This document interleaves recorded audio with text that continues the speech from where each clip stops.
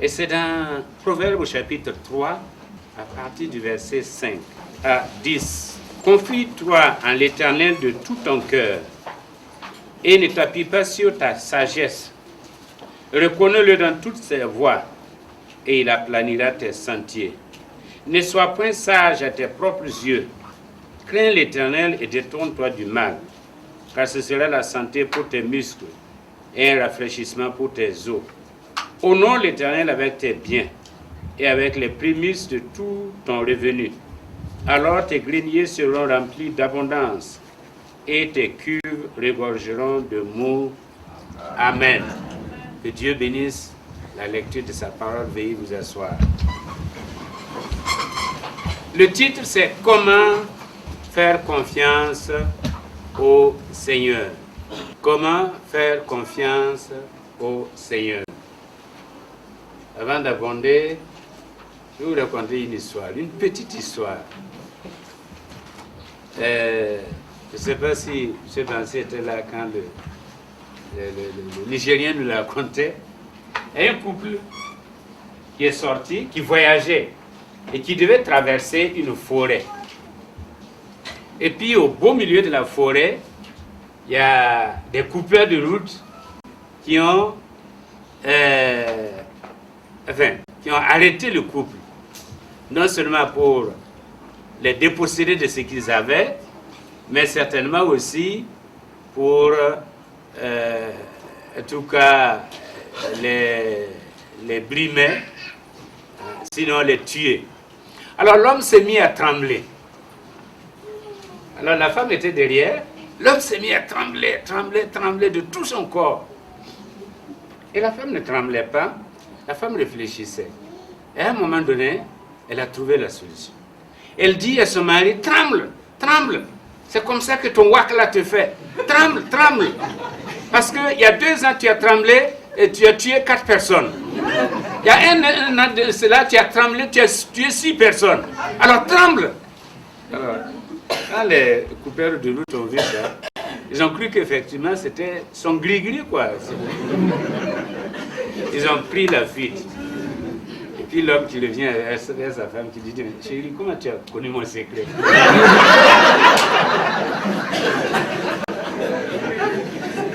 Alors que lui tremblait de peur.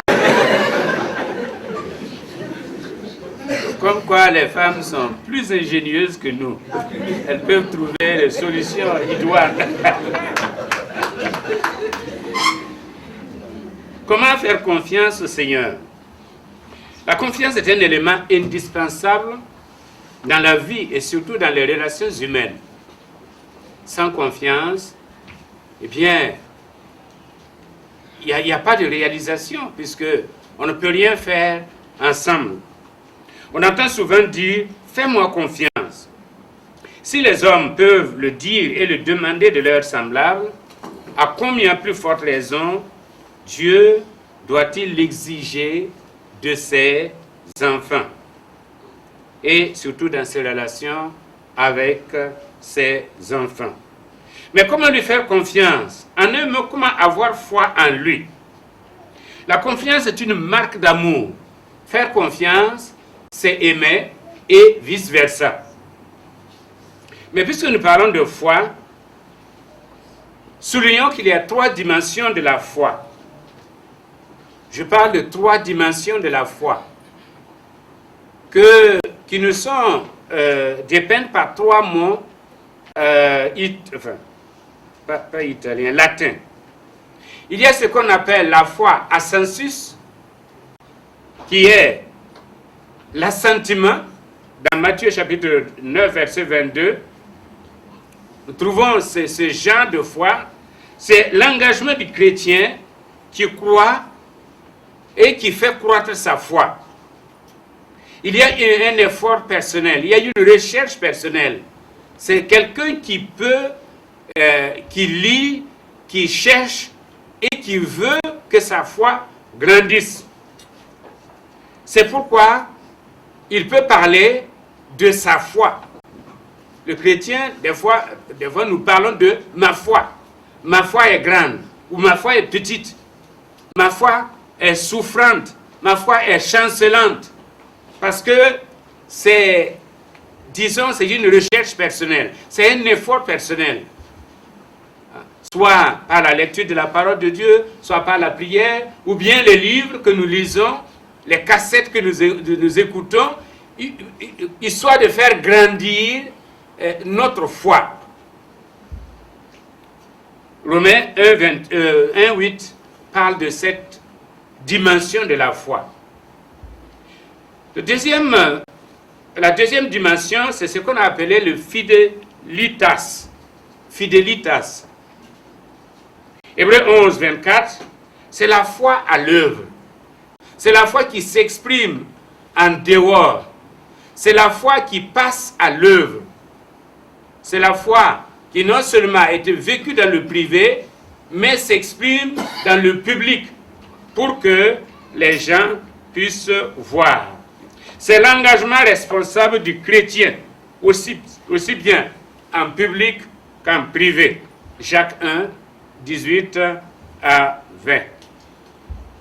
Et puis, troisièmement, il y a ce qu'on appelle le fiducia. Fiducia, qui est l'assurance personnelle du chrétien, qui sait que son Dieu est digne de confiance. Et il se souvient de la fidélité de Dieu transmise par les récits bibliques. La fidélité de Dieu transmise par les récits bibliques. Le psaume 23 est un exemple de ce genre de foi. L'Éternel est mon berger, je ne manquerai de rien. Parce que c'est une assurance personnelle que Dieu est digne de confiance. Notre réflexion va porter sur la dernière dimension de la foi ou de la confiance en Dieu. Parce que quand on parle foi, confiance, c'est la même différence. Parce que ça traduit la même chose. Alors, comment faire confiance en Dieu? Il faut faire confiance en Dieu dans toutes choses. Le verset 6 le dit, reconnais-le dans toutes tes voies. Faire confiance en Dieu dans toutes choses. Quand le chrétien ne met pas sa confiance en Dieu dans toutes choses, cette indépendance l'amène à passer à côté de la bénédiction de Dieu. Il faut reconnaître Dieu dans toutes choses. Et il faut faire confiance en lui dans toutes choses. Autrement dit, nous avons tendance à donner une partie de notre vie à Dieu et puis réserver une partie à nous-mêmes. En se disant, si ça ne marche pas ici, ici ça marchera. Je vous racontais l'histoire de l'homme qui est parti pour prendre l'Eucharistie dans l'église catholique. Et le prêtre a remarqué qu'il y avait la croix, mais il y avait à côté aussi marbre, je ne sais pas comment on a traduit ça, des amulettes. Et le prêtre a dit, ah, là, bazar là, marbre, marbre sont de pique. Mon père, marbre sont de pique. C'est au cas où ça ne marche pas, que ça là, on puisse faire le cours à cette deuxième solution. Faire confiance au Seigneur nous apporte aide et direction. Le psaume 37, verset 40 nous dit, « Le Seigneur les aidera parce qu'ils lui font confiance. » Le Seigneur les aidera parce qu'ils lui font confiance. Donc, faisons confiance au Seigneur dans toutes choses. Nous sommes appelés aussi à faire confiance au Seigneur pour toutes choses. Non seulement dans toutes choses, mais pour toutes choses. Pour nos besoins, pour les besoins des autres. Nous sommes appelés à faire confiance au Seigneur pour toutes choses. Le psaume 37, verset 3, nous dit confie-toi en l'Éternel et fais le bien, et tu seras nourri. Confie-toi à l'Éternel, fais le bien et tu seras nourri. Si nous faisons confiance au Seigneur pour toutes choses, alors le Seigneur lui-même nous surprendra par la manifestation de sa puissance et par la capacité de ses dons. Si nous faisons confiance au Seigneur pour nos besoins, le Seigneur prendra soin de nous. C'est pourquoi Jésus l'a dit, cherchez premièrement le royaume et la justice de Dieu, et tout le reste vous sera donné de surcroît. Si nous voulons faire le bilan, si chacun de nous veut s'asseoir ce matin-là faire le bilan, et d'une façon comparative, vous voyez ce que vous étiez au village, là où chacun de nous est né, à part ceux qui ont eu la chance de naître à Ouaga. Mais la plupart d'entre nous, nous sommes nés dans les villages. Vous avez des gens qui sont là-bas, vos compagnons de jeu, qui sont là-bas, qu'est-ce qu'ils sont devenus? Quand vous les voyez, on dirait que c'est les anciens du jour. Tellement ils ont vieilli, il n'y a plus de dents. Hein, la cola là a rougi, sinon le tabac, les yeux rouges. C'est par la grâce de Dieu que nous sommes ce que nous sommes aujourd'hui. Amen. C'est Dieu qui nous a bénis. C'est Dieu qui nous a élevés. C'est Dieu qui nous a accompagnés. C'est vrai que même étant ici, nous avons nos besoins. Mais si nous comparons à ceux avec lesquels nous avons grandi, des gens qui étaient peut-être plus intelligents que nous et qui n'arrivent pas à la hauteur de notre cheville, c'est la grâce de Dieu. C'est la grâce de Dieu. C'est pourquoi faisons confiance à Dieu dans toutes choses. Même dans les moindres détails. Dieu s'intéresse aux détails de notre vie. Il s'intéresse aux détails de notre vie. Et il intervient d'une façon détaillée dans notre vie. Seulement quand on avance dans la foi, on a tendance à être un peu plus compliqué. Et on oublie les détails de notre vie. On pense gros. Et on oublie les détails. Alors que Dieu est dans les détails. On dit que le diable est dans les détails, mais c'est parce que Dieu aussi est dans les détails. Et il se plaît à nous exaucer même dans les détails. Combien de fois, les gens, surtout nos sœurs, qui prient d'une façon détaillée. Des fois, c'est le sel qui a manqué. Et quelqu'un est venu donner du sel. Des fois, c'est comment on appelle ça? Les ingrédients de la sauce, là. Le koura-koura, le kalalou. Non, c'est pas le koura-koura. Le sumbala. Le sumbala qui a manqué. Et voilà une voisine qui vient dire, voisine, est-ce que ton sumbala là, j'avais un peu de sumbala ici, est-ce que... Et la brave dame qui dit, Dieu merci. Merci parce que même dans le sumbala, tu m'exauces. C'est une histoire réelle. Et ce sont des histoires réelles. Bon, les hommes sont grossistes. Seigneur, bénis la maison. Seigneur, bénis le boulot. Et puis, on ne va pas dans les détails. C'est au Seigneur de détailler les choses. Faisons confiance au Seigneur dans toutes choses. Quand les chrétiens manquent de comprendre que tout ce qu'ils ont leur vient de Dieu, alors ils mettent à côté certaines choses pour eux-mêmes. Ils attribuent tout à leur propre effort ou bien à leur savoir-faire. Il y a des chrétiens qui pensent que, bon, moi je suis ce que je suis. En fait, bon, quand on parle de Dieu, mais c'est moi-même. Il n'y a rien au tourner. Ou bien c'est mon intelligence qui m'a donné, m'a permis de crier et d'avoir ce que j'ai. Non. Tout nous vient de Dieu. Tout nous vient de Dieu. Et nous devons le reconnaître. L'apôtre Paul dit, qu'est-ce que tu as? Plutôt Jésus, dans les évangiles, il dit, qu'est-ce que tu as que tu n'as pas reçu? Et si tu l'as reçu, pourquoi te glorifies-tu? Sans lui, nous n'avons rien, nous ne sommes rien, nous ne pouvons rien. Acte 17, 22 nous dit, car en lui, nous avons la vie, le mouvement et l'être.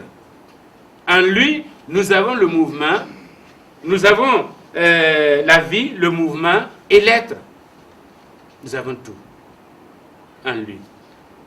S'il nous donne la vie, s'il nous donne le mouvement, s'il nous donne l'être, eh bien, c'est parce qu'il veille sur nous et tout nous vient de lui.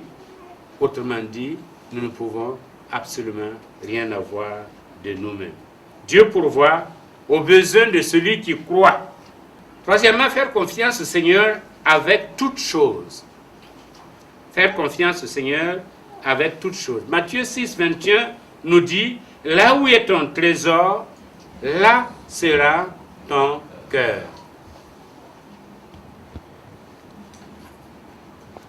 Je crois que Ananias et Saphira ont fait cette expérience-là. Quand Barnabas a vendu tout son champ et qu'il est venu apporter, et que d'autres personnes aussi ont vendu leur champ, ils ont apporté le produit de la vente aux apôtres pour une koinonia, c'est-à-dire un service communautaire. Lui aussi, il est parti, il a voulu faire comme les autres, mais en se réservant le droit de conserver quelque chose. Il a pris une partie, ensemble, ils ont pris une partie. Et quand Pierre a dit, est-ce que c'est tout? Ils ont dit, voilà, c'est tout. Alors que ce n'était pas tout. Il y a des gens qui ont peur de faire confiance à Dieu avec leurs biens. Ils s'accrochent à leur trésor, comme si cela ne devait pas leur être enlevé. De toute façon, les trésors, c'est pour un temps. Même qui que tu sois. Et la preuve est que il y a des Kadhafi qui sont partis. Où est leur trésor? À quoi leur sert maintenant leur argent et tout leur trésor? Rien. Rien. Le jeune homme riche était l'exemple parfait de celui qui voulait suivre le maître, mais qui ne voulait pas lui faire confiance avec ses biens à lui. Ses biens, je veux suivre la voie, mais ne me parlez pas de mon argent. Ne me parlez pas de mes biens. Et la Bible nous dit qu'il est reparti triste parce qu'il avait des grands biens et il ne voulait pas faire confiance à Jésus avec ses biens. Il voulait vraiment gérer ses biens comme il le voulait, suivre Dieu, mais ne pas avoir à répondre devant Dieu de ses biens. Nous devons changer de priorité. Nous nous considérons simplement comme des intendants des biens que Dieu nous confie. Nous sommes des intendants, des gérants de ce que Dieu nous donne. Nous ne sommes pas les propriétaires. Le vrai propriétaire, c'est Dieu. Quel que soit ce que nous avons, c'est Dieu. Matthieu 6, 33. Nous devons faire confiance au Seigneur, quatrièmement, à travers toutes choses. 2 Corinthiens 4, 17 nous dit, nos légères afflictions produisent pour nous un poids éternel de gloire. Faire confiance au Seigneur à travers toutes choses. Certaines personnes sont prêtes à faire confiance au Seigneur quand tout va bien. Mais dans les difficultés, ils ont recours à autre chose. C'est pourquoi Achille Mbembe, dans son livre Afrique indocile, disait « Le matin à l'église, le soir chez le sorcier ». Et c'est une triste réalité que je crois qu'il y a des gens qui peuvent rendre témoignage ici. Qu'avant votre conversion, vous avez rencontré certaines personnes, certains chrétiens dans certains lieux. Quand ça va, tout va bien. Mais dès qu'il y a un moindre problème, alors c'est eux aussi qui se retrouvent avec les non-convertis cherchant les mêmes moyens de résoudre les quelques problèmes que nous avons. Au lieu de simplement faire confiance au Seigneur à travers toutes choses. Et nous devons lui faire confiance dans les épreuves, car Dieu a un but qu'il poursuit dans notre vie. Quelle que soit l'épreuve, Dieu a un but qu'il poursuit. La Bible nous dit, toutes choses concourent au bien de ceux qui aiment Dieu. Il n'y a pas de réussite sans épreuve. Il n'y en a pas. Même dans la vie pratique, ce sont les épreuves qui nous font grandir. Ce sont les tests. Quand nous devons, pour avoir un travail, il faut passer un test. C'est une façon de vous mesurer. Si vous avez échoué, vous allez vous préparer pour les prochains tests. Et c'est comme ça qu'on réussit dans la vie matérielle, physique. Mais sur le plan spirituel, c'est la même chose. Faire confiance dans les temps difficiles plaît au Seigneur. Quand ça ne va pas, et que nous puissions dire, Seigneur, comme dit Job, même si tu me frappes, je vais te faire confiance. Amen. Et Job était vraiment durement éprouvé. Et il dit, même si tu me frappes, je vais te faire confiance. Et Habakkuk le disait, les figuiers ne produiront pas, la vigne ne donnera rien, les troupeaux manqueront dans le pâturage, mais je me réjouirai dans le Dieu de mon salut. C'est dans les moments difficiles qu'on reconnaît les vrais chrétiens. Ce n'est pas quand tout va bien qu'on reconnaît les vrais chrétiens. C'est dans les moments difficiles, quand ça ne va pas, qu'on reconnaît les vrais chrétiens. Parce que eux, au lieu de paniquer, au lieu de crier, eh bien, ils disent, je sais que mon Dieu est vivant, qu'il se lèvera et qu'il m'assistera. Amen. Au moment indiqué, il sera dit de Jacob, c'est l'œuvre de l'Éternel. Mais il faut faire confiance au Seigneur. Cette confiance est source de victoire pour nous ici-bas et dans la vie à venir. Alors pour conclure, je dirais simplement, nous pouvons faire peu confiance au Seigneur, mais jamais trop confiance en lui. Nous n'avons jamais fait trop confiance au Seigneur. Parce que quand on dit « j'ai trop fait confiance », ça veut dire que j'ai eu foi et la chose ne s'est pas accomplie. J'ai été trompé, j'ai été déçu, mais le Seigneur ne déçoit jamais. On ne peut jamais faire trop confiance au Seigneur. Parce que dès lors que nous avons confiance en lui, eh bien, à partir de ce moment, le Seigneur, il se manifeste et il nous surprend et il nous dit, tu as eu confiance en moi, voilà ce que je vais faire et ce sera au-delà même de ce que tu peux imaginer ou rêver. Il nous bénit au-delà de nos attentes quand nous lui faisons confiance, au point que nous puissions dire, eh bien, l'Éternel a fait pour moi de grandes choses. Et je suis dans la joie. Je suis dans la joie. Faisons confiance au Seigneur.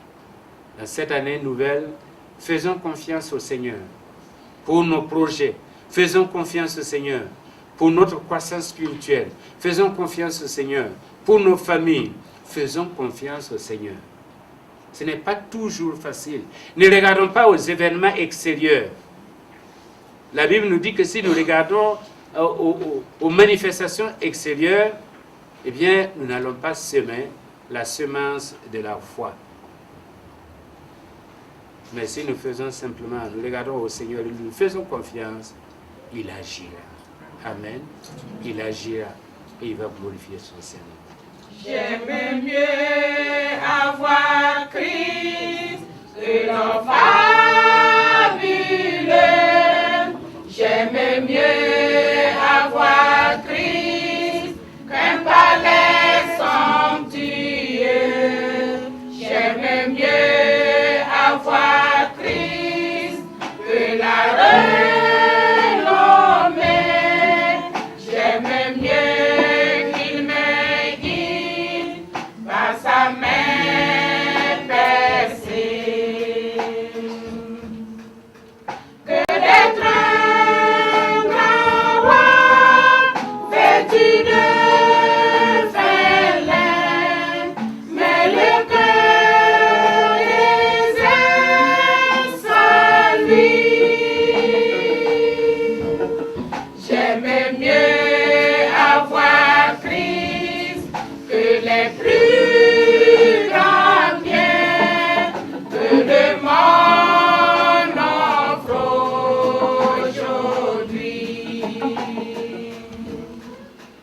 J'aime mieux avoir Christ que d'être arrivé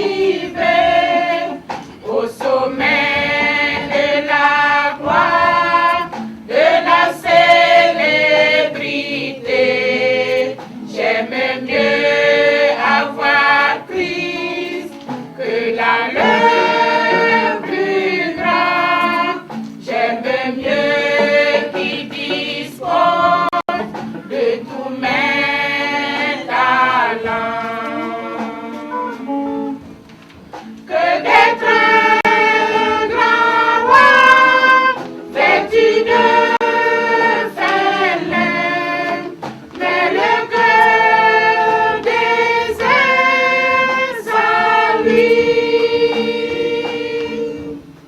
J'aime mieux avoir Christ que les plus grands biens que le monde offre aujourd'hui. Mon Jésus est plus noble que le lys royal, bien plus doux qu'un rayon de soleil matinal. Il réchauffe mon cœur et le satisfait. J'aime mieux sa présence, son amour, sa paix, que d'être un grand roi vêtu de fêlin, mais le cœur désert sans lui. J'aime mieux avoir Christ que les plus grands biens que le